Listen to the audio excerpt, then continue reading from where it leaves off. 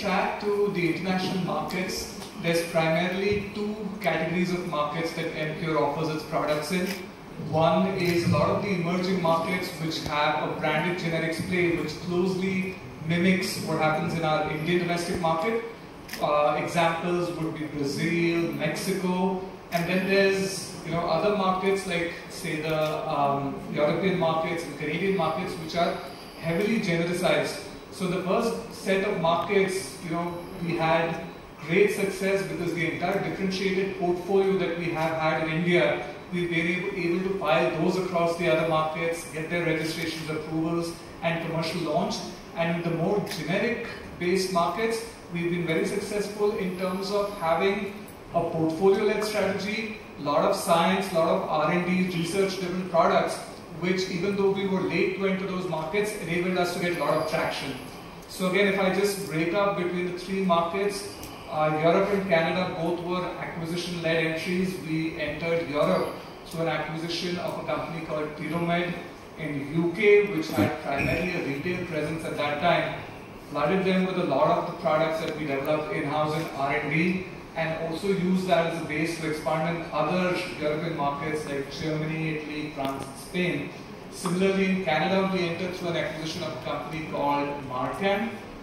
Recently, in last November, we additionally acquired one more company called Mantra as a geographic expansion. And if you see the success story here, it's been very much copy-paste in terms of a company with a good front-end presence, but limited in terms of channel, where we've been able to not only add products, but also grow channels to hospitals, OTC, etc.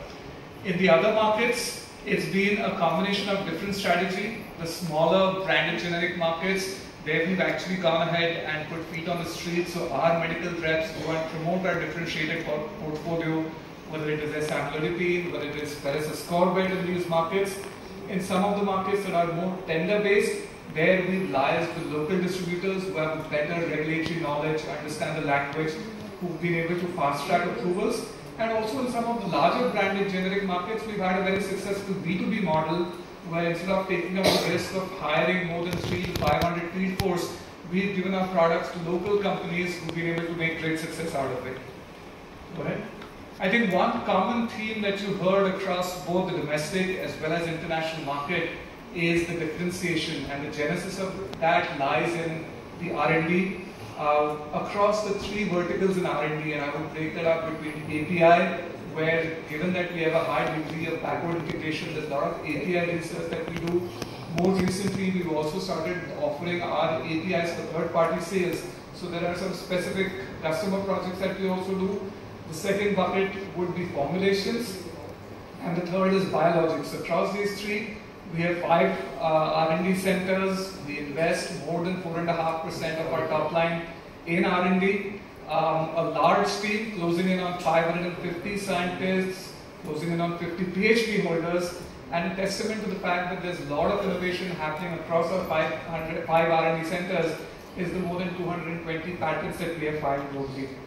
The approach also that we took in R&D, given that we were late and yet wanted to focus on the science, is that instead of focusing first on therapies and products, we actually started gaining expertise on platforms. So on the chemistry side, when we talk about chirality or iron, or for that matter, in formulations, suspensions, emulsions, liposomal platform, and in biotech, starting with CHO, moving on to E. coli, and then of course, you all will be aware that we were the only third company globally to have a vaccine with emergency use authorization of the mRNA platform, which now sets the base for many more further collaborations. All this has been backed by a very strong and robust, extensive manufacturing infrastructure, more than 13 manufacturing facilities spread across India, spread across all the dosage forms, and there have been 2 waves of capex. There's been a large component which most of the facilities have closed in on a very high capacity utilization, and which is why more recently, like Vik earlier mentioned, over the last 12 to 18 months, 3 more facilities have gone live. So in that context, I think a lot of capex investment has been done, and we have a lot of capacity to grow further.